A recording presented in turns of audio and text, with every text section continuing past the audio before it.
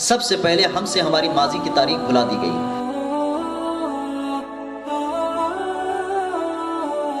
جس کی سوچ و فکر، جس کا علم جتنا ہوگا وہ اتنا قرآن پاک سے تلاش کر لے گا. میرے استاد اس کی ایک مثال دیا کرتے تھے کہ ہر شخص اپنے گھر کے معاملات میں زیادہ معلومات رکھتا ہے کہ میرے گھر کے اندر کیا کیا ہے، اور جو شخص کسی گھر میں نہیں رہتا اس کو اس کی معلومات نہیں رہا کرتی. جیسے میں جس گھر میں جاتا ہوں مجھے پتہ ہے، میں آنکھ بند کر کے بھی گھر میں داخل ہوں تو مجھے پتہ ہے میرے دائیں جانب کون سا کباڑ ہے، کون سی الماری ہے، پلنگ کہاں ہے، بستر کہاں ہے، اور میرا باتھ روم کہاں ہے. یہ ساری چیزیں مجھے پتہ ہوتی ہیں. میں آنکھ بند کر کے بتاتا ہوں، اس لیے کہ میں اس گھر میں روزانہ جاتا ہوں، آتا ہوں، اندھیرے میں بھی جاتا ہوں، اجالے میں بھی جاتا ہوں، دن میں بھی جاتا ہوں، رات میں بھی جاتا ہوں، تو مجھے اس کی واقفیت ہوتی ہے کہ اس کے اندر کیا کیا ہے، الماری کے اندر کیا ہے، الماری کے کباڑ میں کیا ہے، لاکر میں کیا ہے، کپڑوں کی جگہ پر کیا ہے. ساری چیزیں میرے سے واقفیت رکھتی ہے کیونکہ میں اس میں جاتا رہتا ہوں. لیکن کسی کے یہاں میں مہمان بنوں اور مہمان بن کر وہاں جاؤں اور وہاں جانے کے بعد اس گھر کی ساری کیفیت کی معلومات دوں، یہ میرے لیے مشکل ہے. میرے استاد کہا کرتے تھے کہ قرآن کا دعویٰ یہ ہے کہ اس میں ہر شے ہے، لیکن اس کے لیے جو قرآن کی تلاوتیں کرے اور قرآن کے درمیان ان کے مفاہیم کے درمیان جائے بھی، ورنہ ہماری جو اجنبیت اور مسافرت بلکہ مہمانیت قرآن کے ساتھ ہے، جب بھی اس کے پاس جائیں گے ہمیں پتہ نہیں چلے گا اس میں ہے کیا. میں کبھی کہوں کہ جاؤ، میں بچے سے بھیجوں جاؤ میرے گھر جاؤ، میری فائل وہاں پہ رکھی ہوئی ہے، وہ جائے الماری میں ڈھونڈے، کہا کہ فون کرے پھر بتایا کہ نہیں مل رہی ہے، تو ہم یہیں سے کہتے ہیں کہ نہیں آپ دیکھو، فرسٹ اس کا آپر وہ ہے، ہاں ہے، سیکنڈ ہے، تھرڈ ہے، وہاں دیکھو. پتہ ہے ہمیں کہ اس جگہ پہ رکھا ہوا ہے. یہ آدمی اجنبی تھا، گیا، اس کو الماری دکھ رہی ہے، سب کچھ دکھ رہی ہے، لیکن وہ کہاں رکھا ہوا ہے وہ نہیں مل رہا ہے. لیکن یہی آدمی اس کو بار بار کھولتا ہے، اس کو پتہ ہے. جب تیسرے اس پہ ملا تو اس میں جا کے وہ چیز مل گئی. ہم نے کہا کہ آپ جائیں، میری آفس میں ٹیبل ہے، ٹیبل کی سیٹ کے پاس جو پہلا کور ہے اس کور میں جائیں، آپ کو یہ فائل ملے گی. تو فوراً مل جاتی ہے کیونکہ ہمیں پتہ ہے روزانہ ہم یہاں آتے ہیں، جاتے ہیں، بیٹھتے ہیں. قرآن سے ہمارا تعلق اس حیثیت کا ہو کہ اس سے روز سابقہ پڑھے ہمارا، تو قرآن کی ایک ایک شے ہم پر واضح ہو جائے گی. پھر ہم یہ کہہ سکتے ہیں کہ ولا رتب ولا یابس الا فی کتاب مبین. قرآن نے کہا نحن نقص علیک احسن القصص. حضور نبی کریم صلی اللہ علیہ وسلم تشریف لائے، سارے انبیاء کرام کے اخیر میں، سارے رسولوں کے اخیر میں تشریف لائے. لیکن یہ بڑا مشکل کام ہوتا ہے کہ جو سارے رسولوں کے اخیر میں آئے، سارے نبیوں کے اخیر میں آئے، وہ سارے نبیوں کی کہانی بیان کریں. یہ بڑا مشکل کام ہوتا ہے. لیکن اللہ تبارک و تعالیٰ نے آسان فرمایا حضور پر کہ قرآن کو نازل فرمایا. قرآن کہتا ہے نحن نقص علیک احسن القصص، اے نبی ہم ساری کہانیاں، سارے قصے ہم آپ کے سامنے بیان کر دیں. وہ بھی کیسے بیان کریں گے؟ احسن القصص، بہترین انداز میں بیان کریں گے. ایسا نہیں کہ اٹکل پچھو بیان کریں گے، بالکل بیان کریں گے. قرآن نے کہا احسن القصص. 26 انبیاء کرام کا تذکرہ قرآن پاک میں آیا ہے. حضرت آدم علیہ نبینا علیہ الصلوۃ والسلام سے لے کر حضرت عیسیٰ علیہ السلام 1,24,000 کم و بیش انبیاء کرام دنیا میں تشریف لائے. لیکن نامنیشن کے ساتھ، نام کے ساتھ 26 انبیاء کرام کا تذکرہ قرآن پاک میں آیا، اور اس میں 6 صورتیں انبیاء کرام کے نام کے ساتھ خاص کی گئی، اور قریب 1000 سے زائد آیت مبارکہ واقعات کو بیان کرتی ہیں. 6,666 آیت کریمہ میں 1000 آیتیں واقعات پر مشتمل ہے، واقعات بیان کر رہی ہے. تو کبھی آپ دیکھیں تو قرآن قصے کہانی کی کتاب سمجھ میں آئے گی، لیکن اسی واقعات میں درس بھی ہے، عبرت بھی ہے، تعلیم بھی ہے، تربیت بھی ہے، سب کچھ موجود ہے. واقعات بھی ہیں، تعلیم بھی ہے، تربیت بھی ہے، سب کچھ بھی موجود ہے. تو کہا کہ 1000 سے زائد آیتیں پچھلے نبیوں کی یا پچھلی کہانیوں کے واقعات ذکر کیے ہیں. آپ پڑھتے ہیں سورہ فیل پڑھتے ہیں، الم تر کیف فعل ربک باصحاب الفیل. حضور کی ولادت سے 1 سال پہلے کا واقعہ ہے.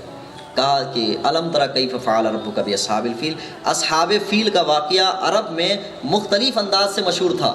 قرآن کا نزول ہوا تو صحیح واقعہ کیا ہے بیان کیا گیا، صحیح واقعہ کیا ہے، تو سورہ فیل کو بیان کیا گیا.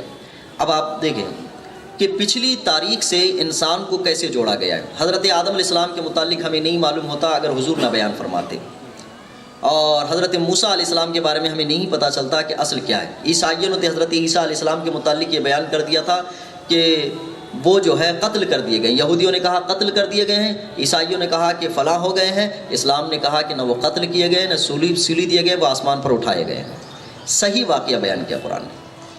وما قتلوہ وما صلبوہ ولکن شبہ لہم. ہاں جو پھانسی دیے گئے تھے، جو قتل کیے گئے تھے، حضرت عیسیٰ کی مشابہت رکھتے تھے، ان کو دیا گیا ہے. حضرت ابراہیم اسماعیل علیہ السلام کی جگہ ذبح ہونے کے لیے مینڈے کو رکھا گیا. تو حضرت عیسیٰ علیہ السلام کے مقابل میں جو پھانسی دی گئی تھی وہ ان کو نہیں دی گئی تھی، ان کی شباہت میں دی گئی تھی. یہ قرآن نے ظاہر کیا. وما قتلوہ وما صلبوہ ولکن شبہ لہم. نہ انہیں قتل کیا گیا نہ انہیں سولی دی گئی ہے، اس کے مقابل میں ان کی شباہت کو رکھ دیا گیا. صاف واضح قصہ بیان کیا. قصے کئی بیان کیے جاتے تھے لیکن اصل واقعہ قرآن نے ذکر کر دیا. اب اصل واقعہ قرآن نے ذکر کر دیا، یہ مزاج دے دیا ہے کہ واقعات اور تاریخ کبھی بھی پیش کی جائے گی تو اصل کی تلاش انسان کو ضرور ہونی چاہیے. واقعات بیان کرنے والا ہمیشہ اپنی طبیعت کی عکاسی کرتا ہے، اس میں اپنی طبیعت کو داخل کر دیتا ہے. تاریخ اسلام کی تعلیمات کا ایک حصہ ہے. تاریخ، اور ہر شخص کو تاریخ سے شغف ہوتا ہے لیکن اپنی اپنی طبیعت کے حساب سے ہر شخص کو ہوتا ہے. جو لوگ تاریخ سے دلچسپی رکھتے ہیں وہ بھی کہتے ہیں کہ بھئی میرا ایک خصوصی عنوان ہے تاریخ، میں تاریخ میں دلچسپی رکھتا ہوں. اور جو کہتا ہے کہ میں طب میں دلچسپی رکھتا ہوں، اور کوئی کہتا ہے کہ میں اس فلاں ہنر میں دلچسپی رکھتا ہوں. لیکن یہ ساری دلچسپیاں اپنی جگہ پر ہیں، لیکن شخصی طور پر ہر شخص تاریخ میں دلچسپی رکھتا ہے. آپ بتائیں، بچپن کی فوٹو اٹھا کے بڑا رکھا رہتا ہے، وہ فلاں کلاس کی فوٹو اٹھا کے رکھتا ہے. اور سب سے بڑی تاریخ تو وہ محفوظ رکھنے کی کوشش کرتا ہے کہ جب اس کو گریجویشن مکمل ہو جاتی ہے تو اس کی تاریخ محفوظ رکھتا ہے. اپنی کلاس وائز فوٹو محفوظ رکھتا ہے، دوستوں کے ساتھ فوٹو لے کے رکھ لیتا ہے، کچھ یادگاریں رکھ لیتا ہے، کچھ قلمی دستاویز رکھ لیتا ہے. مزید بڑھ چڑھ کر جب شادی کا موقع ہوتا ہے تو اس کی پوری فلمی بنا لیتا ہے کہ یہ تاریخ محفوظ رہے کہ میری فلاں تاریخ کو شادی ہوئی. اب تو اس تاریخ کو محفوظ کرنے کے لیے فنکشن ہال سے لے کر اٹھنے سے لے کر چلنے سے لے کر بیٹھنے تک، گاڑی میں بیٹھنے اترنے نکلنے چلنے اٹم بم اڑانے تک کی ساری تاریخ محفوظ کر لی جاتی ہے. ہر شخص کو شغف ہے اس چیز کا کہ اپنی تاریخ محفوظ کرے. لیکن اس تاریخ کے ساتھ ساتھ انسان کو اپنے ارد گرد کی تاریخ کا بھی تعلق رکھنا چاہیے تاکہ انسان بہتر سے بہتر بن سکے. یہ تو ذاتی تاریخ ہوئی. ذاتی تاریخ کے ساتھ وہ اپنی آباء و اجداد کی تاریخ کو یاد رکھے. اس لیے ہر انسان کی، میں ایک جملہ، شاید اگر اس جملے میں آپ پوری بات سمجھ جائیں تو سمجھ جائیں، ہر شخص کے لیے کامیابی یا کل فکر یا بہتر فکر چاہیے تو اس کی زندگی کا منہج یہ ہونا چاہیے، طریقہ یہ ہونا چاہیے کہ وہ اپنی ماضی کے تاریخ سے درس حاصل کرے، مستقبل کو اپنی نظر میں رکھے اور حال کو ترتیب دے. یہ انسان کے لیے بہترین زندگی کہلاتی ہے کہ ماضی سے سبق حاصل کرے، مستقبل کو نظر میں رکھے اور موجودہ کو ترتیب دے. جس شخص کے پاس یہ کیفیت ہوتی ہے وہ انسان ہمیشہ اپنے دور میں کامیاب بھی رہتا ہے، بہتر ہوتا ہے، سوچ کے اعتبار سے، عمل کے اعتبار سے، اپنی بہترین زندگی کے اعتبار سے. جس شخص کے پاس ماضی کی کہانیاں نہیں ہیں وہ آدمی اپنے حال کو صحیح ترتیب نہیں دے سکتا. جس شخص کے پاس مستقبل پر نظر نہیں ہے وہ شخص اپنے حال کو صحیح ترتیب نہیں دے سکتا. وہ انسان پیدا ہوگا، بڑھے گا، پلے گا، بوڑھا ہو جائے گا، لیکن کیفیت یہ ہوگی کہ وہ دنیا سے گزر جائے گا، اس کی کوئی اپنی اہمیت نہیں ہوگی. انسان کو اگر اپنے کو با اہم بنانا ہے، اپنا اہمیت دلوانی ہے تو ماضی سے سبق حاصل کرے، مستقبل کو نظر میں رکھے اور حال کو ترتیب دے. اگر یہ کیفیت ہوتی ہے، اور اسلام نے یہی فرمایا ہے، نحن نقص علیک احسن القصص کہا، اے نبی ہم بہترین قصے آپ کو ماضی کے بیان کرتے ہیں. قرآن پاک نے کتنے مقامات پر کہا کہ فانظر کیف، قرآن پاک نے اللہ نے ارشاد فرمایا فانظر کیف کان عاقبۃ المفسدین. اے نبی ذرا دکھوائیں تو صحیح لوگوں کے کہ اللہ تبارک تعالیٰ نے مفسدین کے ساتھ کیسا انجام عطا فرمایا. فانظر کیف کان عاقبۃ الظالمین، کہ اے نبی آپ دکھلائیں تو صحیح ان لوگوں کے ظالمین کے ساتھ اللہ تبارک تعالیٰ نے کیسے سلوک فرمایا ہے. یہ ماضی کی کہانیاں بتائی گئی ہیں تاکہ ماضی کی کہانیوں سے انسان درس حاصل کرے. اگر اچھی تھی تو اس اچھائی کو اپنانے کی کوشش کرے، اگر بری تھی تو اس سے پرہیز کرنے کی کوشش کرے، مستقبل کو سامنے نظر میں رکھے، حال کی ترتیب بنائے. اللہ تبارک و تعالیٰ نے حکم فرمایا ہے کہ بار بار یہ حکم آیا فنظر فنظر فنظر کے ذریعے سے. کتنی آیت مبارکہ ہیں آپ دیکھیں کہ ماضی کی تاریخیں یاد دلائی گئی. بلکہ قرآن پاک میں جہاں جہاں پر وعظ آیا ہے، وعظ کو اللہ تبارک و تعالیٰ نے بار بار حضور کو ارشاد فرمایا اے نبی یاد کریں، آپ یاد کریں، نہ پچھلی کہانیاں یاد کریں. وَإِذْ قَالَ مُوسَىٰ لِقَوْمِهِ، یہاں فرمایا گیا وَإِذْ قَالَ يَا بَنِي إِسْرَائِيلَ اذْكُرُوا نِعْمَتِيَ الَّتِي أَنْعَمْتُ، وہاں پر بھی اذ فرمایا گیا. اذ کا لفظ آیا ہے، جہاں جہاں اذ کا بھی لفظ آیا ہے وہ ماضی کی تاریخ یاد کروائی گئی. کہ ماضی کی تاریخ کو آپ یاد کریں، آپ زندگی کو سمجھیں آگے کرنا کیا ہے آپ کو۔ تو ماضی کو یاد کرایا گیا قرآن پاک میں، اس کے ذریعے سے یاد کرایا گیا، انبیاء اکرام کے واقعات بیان کیے گئے، اور بڑے بڑے جو واقعات بیان کیے گئے ان کو بھی بیان کیا گیا تاکہ ماضی کی تاریخ یاد رہے۔ اور قرآن پاک میں کتنے صورتوں کے نام واقعات ہی کے نام سے منسوخ کر دیے گئے کہ پچھلا واقعہ یہ ہوا۔ اصحاب کہف قرآن پاک میں 16ویں پارے کہف کا واقعہ ہے، سورہ کہف نام، کہف غار کو کہتے ہیں۔ اللہ کے نبی صلی اللہ علیہ وسلم نے جب اعلان نبوت مکہ میں فرمایا تھا تو اس وقت اہل مکہ حضور کے ساتھ مقابلہ کرنے میں عاجز ہو گئے، تو انہوں نے ارادہ کیا کہ حضور کو اہل علم کے ذریعے سے کمزور کر دیا جائے، اور ان کے ماننے والے جیسے یہ حضور آسمانی کتاب کی دعوے داری کرتے ہیں، ان کے مقابل میں پہلے بھی لوگ تھے جو آسمانی کتاب کی دعوے داری کرتے ہیں، عیسائی ہیں، یہودی ہیں، وہ بھی دعوے داری کرتے تھے۔ چلے ان سے پوچھ کر آتے ہیں اور ان کے اندر کوئی کمی اور نقص نکالتے ہیں۔ یہ ایک طریقہ بنایا۔ قریش مکہ نے میٹنگ کی، 2 آدمیوں کو مقرر کیا کہ جاؤ مدینہ جاؤ، مدینے میں اہل کتاب ہیں، ان سے جا کر پوچھو کہ یہ جو نبی دعویٰ کر رہے ہیں یہ سچے ہیں یا جھوٹے ہیں۔ ان 2 شخصوں کو باضابطہ بھیجا گیا۔ حضور کی نبوت کو جھٹلانے کے لیے، اسلام کو ختم کرنے کے لیے لوگوں نے بڑی محنت کی ہے پہلے کے دور میں۔ 2 آدمی کو مدینہ بھیجا گیا، مدینہ بھیج کر احبار یہود سے ملاقات کرنے کا حکم دیا گیا کہ احبار یہود جو یہودیوں کے بڑے بڑے عالم ہوا کرتے ہیں ان سے ملاقات کرنے کا۔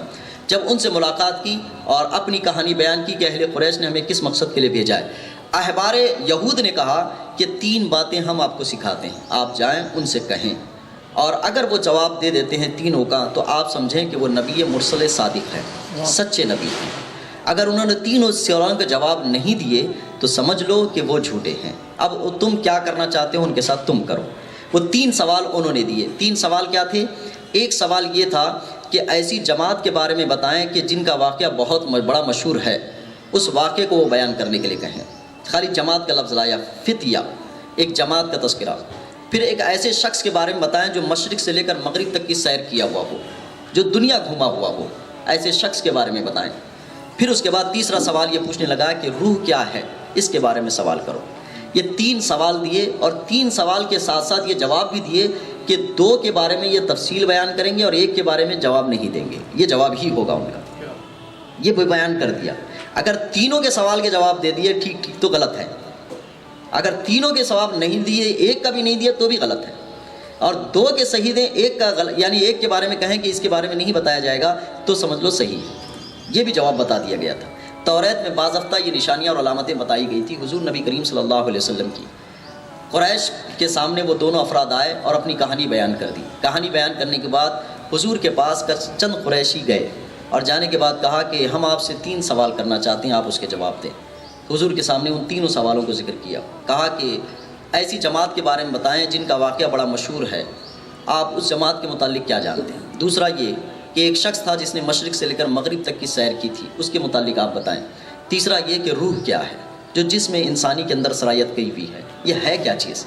3 سوال ہیں۔ حضور نے فرمایا کہ کل بتا دوں گا۔ کل بتانے کے لیے حضور نے ارشاد فرمایا 1 دن گزرا، 2 دن، 3 دن، 5 دن، بلکہ قریب 45 دن تک گزرے کہ کوئی وحی نازل نہ ہوئی۔ اس میں بھی ایک مصلحت تھی، اللہ کے رسول صلی اللہ علیہ وسلم کو اللہ نے حکم فرمایا کہ اے نبی کل کا جو کام ہے وہ اللہ کی مشیت پر چھوڑا کریں، کہیں کہ اگر اللہ نے چاہا تو کل بتا دوں گا۔ تو حضور نے جو اللہ کی مشیت کا لفظ استعمال نہیں فرمایا کہ انشاءاللہ جو نہیں کہا، اس پر 45 دن قریب غالباً 45 دن تک وہی روکی گئی۔ اور ادھر کفار نے کہا کہ بتاؤ سوال کے جوابات نہیں دیے، خامخواہ کی باتیں کرتے ہیں، فلاں کرتے ہیں، یہ کرتے ہیں، وہ کرتے ہیں۔ حضور غمگین ہو گئے کہ وہی نازل نہیں ہو رہی، جبرائیل آتے نہیں ہیں میرے پاس۔ تو اس کے بعد حضرت جبرائیل آئے تو سورہ کہف لے کر نازل ہوئے۔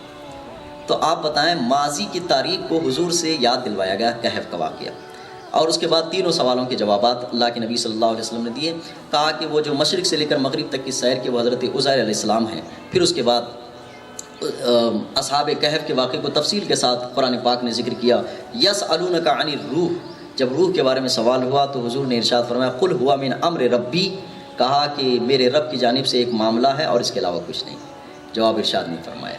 اس کے باوجود بھی ان لوگوں نے قبول نہیں کیا، یہ الگ بات ہے۔ لیکن اصحاب کہف کے واقعے کو جگہ دی گئی، ماضی کی تاریخ کو محفوظ کیا گیا۔ میں ان سارے واقعات بتانے کے بعد صرف ایک ہی بات آپ سے ذکر کرنا چاہتا ہوں۔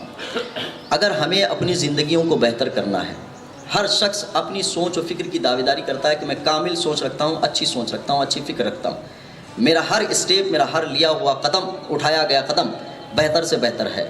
لیکن وہ یہ ضابطے کو بھول جاتا ہے کہ کیا آپ کا اٹھایا ہوا قدم ماضی کی تاریخ سے جڑتا ہے؟ آپ کا اٹھایا ہوا قدم مستقبل کو سامنے رکھ کر اٹھایا گیا ہے؟ یہ کیفیت بتانا بڑا مشکل کام ہے۔ سب سے پہلے ہم سے ہماری ماضی کی تاریخ بھلا دی گئی۔ میں آج گلے شکوے نہیں کروں گا کہ ہم کیا کیا بھول چکے ہیں، لیکن اس کے ساتھ حل بھی ضرور بتاؤں گا کہ ماضی کی تاریخ ہم سے فراموش کیسے کرا دی گئی ہے۔ آج جس ملک میں ہم رہ رہے ہیں، ہماری تاریخ کو بالکل فراموش کر دیا گیا۔ مسلمانوں کو بحیثیت لٹیرا، عیاش اور ایک جنگجو کی حیثیت سے سمجھا دیا گیا، اور اس سمجھانے کے لیے 100 سال سے زیادہ کوشش کی گئی، اور ہم نے بھی اس پر آنکھ بند کر کے، آنکھ موچ کر کے یہ ساری کہانیاں سننے کے عادی ہو گئے۔ ہم سے ہمارے بچپن کے لوگوں کا ہمارا بچپن چھین لیا گیا اس حیثیت سے کہ ٹی ویوں میں سیریلوں کے ذریعے سے ہمارے بچپن کو بھلا دیا گیا کہ بچپن ہوتا کیسے ہے۔ ان نئے نئے سیریلوں کے ذریعے سے ہمارے عقائد پر ضرب کاری کی گئی، ان ڈوریمان، چھوٹے بھیم کے ذریعے سے ہمارے عقائدوں پر ضرب کاری لگائی گئی، اور بڑے شوق سے ہم اپنے بچوں کو یہ سب دیکھنے میں مصروف کر دیے گئے تاکہ تم آگے اب ان کو اپنے مستقبل سے بھلا دیا گیا۔ نوجوانوں کو فلم بینی میں لگا دیا گیا، کہا کہ اچھی اچھی فلمیں دیکھو، اچھے اچھے ہیرو کی طرز سے زندگی گزارو، تم اپنے مستقبل کو بھول جاؤ۔ مستقبل کو وہاں سے بھلا دیا گیا، بچپن چھین لیا گیا جو مستقبل تیار ہونا تھا۔ پھر اس کے ساتھ ساتھ عورتوں کو جو معمار قوم ہوا کرتی تھی ان کو سیریلوں میں لگا دیا گیا، اور سیریلوں میں لگا کر ہماری تہذیب، ہمارا کلچر، ہمارے اخلاق، ہماری وہ اچھی جو صفات تھیں وہ ہم سے چھین لی گئیں، اور وہ چھیننے کے بعد وہ کیفیتیں ہم مسلمانوں پہ ڈال دی گئیں۔ یہ ہماری تاریخ بنتی گئی۔ اب 100 سال تک اسکول کے نصابوں سے ہمارے مسلم بادشاہوں کے جو اچھے کارنامے تھے وہ نصابوں سے وہ سبق نکال دیے گئے۔ سبق نکال کر ان لوگوں کی کہانیاں ڈالی گئیں کہ جن لوگوں کی کہانیوں میں کوئی دم خم نہیں تھا، ان کو داخل کر دیا گیا۔ اب داخل کر دیا گیا تو کیفیت کی فلمیں اس انداز سے بنائی گئی کہ مسلمانوں کو ہمیشہ دہشت گردی اور ظلم و ستم کرنے والی کی شباہت بتائی گئی۔ کچھ شکلیں بھی ایسی بتا دی گئی، اور ان شکلوں کو بتانے میں خاص اس پر توجہ دی گئی ہے کہ بغیر داڑھی والا نہ ہو بلکہ داڑھی والا ہو، کیونکہ داڑھی کے ساتھ مذہب کا ایک تعلق جڑا ہوا رہتا ہے۔ تو صرف تاریخ مسخ نہیں کی گئی ہے، تاریخ کے ساتھ ساتھ مذہب کو بھی مسخ کرنے کی کوشش کی گئی کہ مذہب مسخ ہو۔ اس لیے لوگوں نے اس چیز کو بھی قبول کرنا شروع کر دیا کہ نہیں، اگر یہ رکھ لیتے ہیں تو ہم اس صفت، اس کیٹیگری میں آ جائیں گے۔ بلکہ یہ صورت ہو سکتی تھی ہماری کہ اس کو رکھ کر بھی ہم اچھی صورت اور اچھا کردار اور اچھی تاریخ بنا سکیں آگے چل کے، یہ کیفیت ہو سکتی تھی۔ یہ ایک 100 سال سے بنی بنائی پوری سازش اور پورے طریقے سے کر دیا گیا۔ اب یہ جب کر دیا گیا، میں اگر سناتے جاؤں کہ کیا کیا ہمارے ساتھ چھینا گیا ہے۔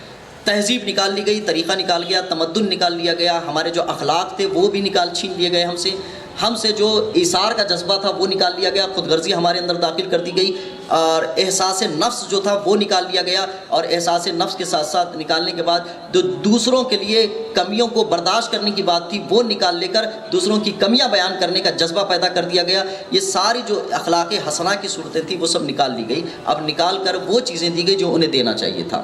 ایک بہت بڑے رائٹر نے یا بہت بڑے ایک سائنسداں، یہ سیاست دان ہے جو بڑا مشہور مانا جاتا ہے، اس نے کہا تھا ابھی آپ کو پتہ نہیں چلے گا، لیکن جو فلمیں ہم بنا رہے ہیں اور جو ہماری فلم انڈسٹری کام کر رہی ہے، جس نہج پہ کام کر رہی ہے، آپ 50 سال کے بعد دیکھیں گے کہ ہندوستان کی ایک دوسری تصویر سامنے آئے گی۔ اس نے باضابطہ کہا تھا، اور وہ کہنے کے بعد آج اگر ہم اس کو زاویے پہ دیکھ لیتے ہیں تو وہ تصویر آ چکی ہے۔ کون سی بنائی جا رہی؟ ابھی جو مزید فلمیں بنائی گئی ہیں جو مغل سلطنت کے دور کے بنائی جا رہی ہیں، ٹیپو سلطان کے نام پہ بنائی جا رہی ہیں، ان کے نام پہ بنائی جا رہی ہیں، ان کے منفی کردار کو لوگوں کے ذہنوں میں بیٹھایا جا رہا ہے، اور جو مثبت کردار تھا اس کو چھپایا جا رہا ہے، اور جو منفی کردار کے حامل لوگ تھے ان کو مثبت لباس میں لا کے پیش کیا جا رہا ہے کہ جن لوگوں نے، آپ یہ بات سوچ لیں، اگر کبھی مسلم بادشاہوں کی یہ تاریخ بیان کی جاتی ہے کہ انہوں نے ظلم و ستم کے اتنے پہاڑ توڑے ہیں، میں اس سے بڑی تاریخ یہ بتاؤں گا کہ مسلمانوں کو ظلم و ستم کتنے ڈھائے گئے۔ اور اگر کسی نے کسی کے مقابل میں کوئی مسئلہ اٹھایا، میں یہ صاف کہوں گا، تاریخ میں جب بھی کوئی آپ کے ساتھ مینشن کرے، کسی بادشاہ نے اگر کسی غیر مسلم کے ساتھ کوئی سلوک کیا ہے، اگر وہ غلط ہے تو اس کا نجی مسئلہ ہے، اسلام کی تعلیمات سے اس کا کوئی تعلق نہیں۔ بادشاہ ہوتے تھے، وہ اپنے طرز عمل سے زندگی گزارا کرتے تھے۔ ہماری ضمانت خلفائے راشدین کی ہے، ان کے ہر قول فعل عمل کی ہم ضمانت دے سکتے ہیں کہ وہ اسلام تھا، وہ اسلامی سلطنت تھی، وہ اسلامی ریاست تھی، اس میں کمی اور نقص ہمیں بتائیں تو ہم اس کے ذمہ دار ہوتے ہیں۔ لیکن بادشاہوں سے کوئی طرز عمل ایسے ہو جاتا ہے آج ایک کہانی بتائی گئی کہ ایک سلجوق بادشاہ علاء الدین خلجی، وہ ایک عورت کے چکر میں اتنے لوگوں کی جانوں کو گنوا چکا۔ کبھی تاریخ پڑھ کے دیکھیں اس کو، کیا ایسا واقعی میں حقیقتاً بھی ہوا تھا کہ تاریخ خواہ بنائی گئی ہے؟ ایک ذہن دینے کی کوشش کی گئی ہے کہ ایک عورت کے چکر میں اتنے مسلمانوں کی جانوں کا نظر پیش کر دیا گیا ہے۔ ان کے پاس جانوں کی کوئی اہمیت نہیں، سامنے والے کی جان لینے کے معاملے میں، جان دینے کے معاملے میں یہ نظریہ دیا گیا۔ لوگوں نے ایکسیپٹ کیا، پیسے دے کر اچھے اچھے تھیٹروں میں بیٹھ کر اس نظریے کو قبول کرنے کے لیے بیٹھے، پاپ کارن کھاتے ہوئے بیٹھ کے دیکھیں۔ یہ میں ایک طرز بتا رہا ہوں ہمارا، اور کسی کے پاس اس کی ذمہ داری کس کے پاس جاتی ہے کہ کون کرے؟ مذہبی جلسے والے کریں، اسکول اور کالج والے کریں، ہر کوئی آپ بتائیں گے اس موقع سے بتاتا ہے کہ بھئی فلاں کریں فلاں کریں، وہ ہمیں تاریخ سے، ہم نے اپنے گھروں میں اپنے بچوں کو اپنی ماضی کی تاریخ سے کبھی بتایا ہی نہیں۔ شروعات یہاں سے ہوتی ہے، شروعات یہاں سے ہوتی ہے۔ میں بتاتا ہوں کہ انسان کے اندر مثبت پہلو، میں نے اس سے پہلے بھی یہ ذکر کیا ہے، انسان کے اندر جو مثبت تعلیم آتی ہے، مثبت پہلو آتی ہے، وہ 4 جگہوں سے آتی ہے۔ ایک سب سے پہلا درجہ ہے اس کے ماں باپ، دوسرا درجہ ہوتا ہے استاد، تیسرا درجہ ہوتا ہے وہ اسکول، وہ جہاں پہ وہ تعلیم حاصل کیا، دوسرا درجہ استاد کا ہوتا ہے، تیسرا درجہ اس کی معاشرت اور اس کی سوسائٹی کا ہوتا ہے، چوتھا درجہ مذہبی حلقے کا ہوتا ہے۔ اگر ہر کوئی اپنا کام کرنا چھوڑ دے تو ایک کی ذمہ داری دوسرے پر آئے گی، دوسرے کی ذمہ داری تیسرے پر آئے گی، تیسرے کی ذمہ داری چوتھے پر آئے گی۔ آج ماں باپ نے اپنی اولاد کی تعلیم و تربیت کا ہنر چھوڑ دیا ہے، سارا بٹن استاد پر آ گیا ہے، استاد کو اختیارات کم دیے گئے ہیں تو اس کی تعلیم و تربیت پر وہ پوری رہنمائی نہیں کر پاتا۔ اب معاشرت اپنی پہلے ہی سے بگڑی ہوئی ہے، کس معاشرت کو اچھے نام دیں گے آپ؟ کہ جو لوگ جی ڈی اے میں رہتے ہیں وہ لوگ وہ اچھی معاشرت دیں گے، جو وی آئی پی کالونیوں میں رہتے ہیں وہ اچھی معاشرت کا دعویٰ کریں گے؟ وہاں بھی مشکل ہے۔ معاشرت نے بھی اپنا ہاتھ اٹھا لیا ہے کہ ہم کسی کی تعلیم و تربیت کی اچھی سوسائٹی دے سکیں۔ اب سارا بٹن آ کر رہ جاتا ہے مذہب پر کہ مذہب کے لوگ اب اس کی تعلیم دیں گے۔ مذہب کے لوگوں کو پہلے ہی اتنا دبا کے رکھ دیا گیا ہے، 4-4 5-5 ہزار کی تنخواہ میں کہ وہ 2 رکعت کی امامت ہی کریں بہت بڑی بات ہے۔ اس قوم کی پوری اصلاح کا کام ان کے اوپر ڈال دیا گیا، تو یہ بہت مشکل کام ہے۔ یہاں سے شروعات ہماری ہوتی ہے کہ بھئی جہاں آپ کو کمی نظر آ رہی ہے ان کمیوں کی بھرپائی کے لیے نیچے سطح سے انسان اٹھنے کی کوشش کرے۔ ہر شخص اپنی ذمہ داری نبھانے کے لیے آگے آئے کہ میری ذمہ داری کیا بنتی ہے۔ میرے لیے آسان ہے فیس بک یا واٹس ایپ کے ذریعے سے کثیر دوستوں کی جماعت بنا لینا، لیکن کسی ایک دوست کا حق ادا کرنا یہ میرے لیے مشکل کام ہے۔ آج میں کہہ دیتا ہوں کہ بھئی میرے میں آپ کا واٹس ایپ دیکھ نہیں پایا، معذرت چاہتا ہوں۔ کیوں چاہتے ہیں آپ؟ اتنے دوست بناتے کیوں جس کے حق ادا نہیں کر سکتے؟ اتنے گروپوں میں جوائن کیوں ہوتے ہیں جن کے حق ادا نہیں کر سکتے آپ؟ ہم نے اپنے بچوں کے حقوق ادا نہیں کر پائے، تعلیم نہیں دے پائے، تربیت نہیں کر پائے، ان کو نہیں کر پائے، انہیں چھوڑ دیا کھلے گمراہ ہونے کے لیے، ڈوریمان دیکھنے کے لیے، چھوٹا بھیم دیکھنے کے لیے، سب کچھ۔ جو چھوٹے بھیم کی طاقت اور قدرت کو مانے گا وہ حیدر کرار کی طاقت اور قدرت کو جلدی قبول کرے گا؟ نہیں قبول کرے گا۔ کیا سمجھتے ہیں ہم نے کیا کیا؟ ہماری تاریخ کے ساتھ ہم نے کیا سلوک کیا ہے؟ جو علی مشکل کشا کا نام لے کر پہلے کہتے تھے لوگ، یا علی المدد کا نام لیا کرتے تھے، وہ آج کس کا نام لیں گے؟ ہم نے اپنی تاریخ خود فراموش کی۔ قرآن ہمیں ماضی کی تاریخ سے جڑنے کا حکم دیتا ہے اور ہم اپنی ماضی کی تاریخ کو فراموش کر رہے ہیں۔ فلمیں دیکھنے میں آپ کیا کہیں گے؟ وہ علماء جو کہتے ہیں یار ان کو تو بس جائز ناجائز کا مسئلہ لگ رہتا ہے۔ شعور بھی تو پیدا ہونا چاہیے، انسان کو دیکھنا چاہیے کہ کیا ہو رہا ہے۔ کس کو دیکھنا چاہیے؟ جس کو روک تھام کر سکتا ہے اس کو دیکھنا چاہیے۔ وہ پتہ کر سکتا ہو صحیح کیا ہے غلط کیا ہے، وہ بتائے، وہ دیکھے تو وہ بتائے۔ تاریخ میں آج ہماری تصویر کیا ہے؟ میں کسی بھی مسلمان کو اٹھا کے پوچھوں، ہمارے اسماعیل بھائی اس کے گواہ اور شاہد ہوں گے، کسی بھی مسلمان کو پوچھو کہ مسلمانوں کی تاریخ کے معاملے میں تمہارے پاس کیا معلومات ہیں، تو وہی کہے گا جو فلموں نے اس کو دیا۔ جب اسماعیل بھائی اپنی نظر سے تاریخ پڑھتے ہیں تو وہ کہتے ہیں یار ہر زاویے پہ میں دیکھتا ہوں بادشاہ دکھائی دیتا ہوں، میری جب تاریخ پڑھتا ہوں میں صرف بادشاہ نظر آ رہا ہوں کہ میرے سلاطین نے ایسے ایسے کام کیے ہیں کہ ان کو دیکھنے کے بعد مجھے لگ رہا ہے میں ہر جگہ بادشاہ ہی ہوں۔ سوچ کے اعتبار سے بادشاہ ہوں، عمل کے اعتبار سے بادشاہ ہوں، رعایا کے ساتھ سلوک کے اعتبار سے بادشاہ ہوں، اکنامک کے اعتبار سے بادشاہ ہوں، تعلیم کے اعتبار سے بادشاہ ہوں، تربیت کے اعتبار سے بادشاہ ہوں، تہذیب کے اعتبار سے بادشاہ ہوں، تمدن کے اعتبار سے ہر زاویے سے میں بادشاہ نظر آ رہا ہوں جب میں اپنی تاریخ پڑھ رہا ہوں۔ میرے سلاطین نے، میرے اسلاف نے اتنی بری حیثیت سے زندگی نہیں گزاری۔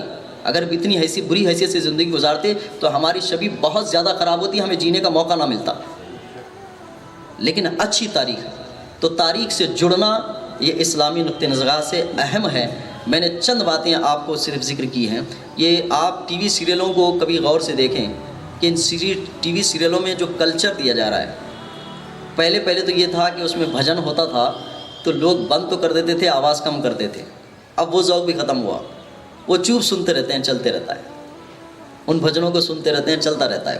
ٹی وی آپ بند بھی نہیں کی جاتی اس پہ، یا اس پہ ساؤنڈ بھی کم نہیں کیا جاتا، وہ بھی چلتا ہی رہتا ہے. کیا چیز ہو رہی ہے؟ سورہ بقرہ کی تلاوت کے فضائل مسجد سے بیان کیے جاتے ہیں، اس سے زیادہ ٹائم دیا جاتا ہے وہ سیریلوں کو دیکھنے میں. مستقبل کیا ہے، حال کو کس اعتبار سے ہم نے ترتیب دیا ہے، ماضی کو کیا یاد رکھا ہے. یہ 3 باتیں ہیں آج کی گفتگو میں کہ ماضی کو یاد رکھیں، اس کا سبق یاد رکھیں، مستقبل کو نظر میں رکھیں اور حال کو ترتیب دیں. یہی ہے، اپنی ماضی کو کبھی فراموش نہ کریں. اللہ مجھے آپ کو عمل کی بہاریں نصیب کریں.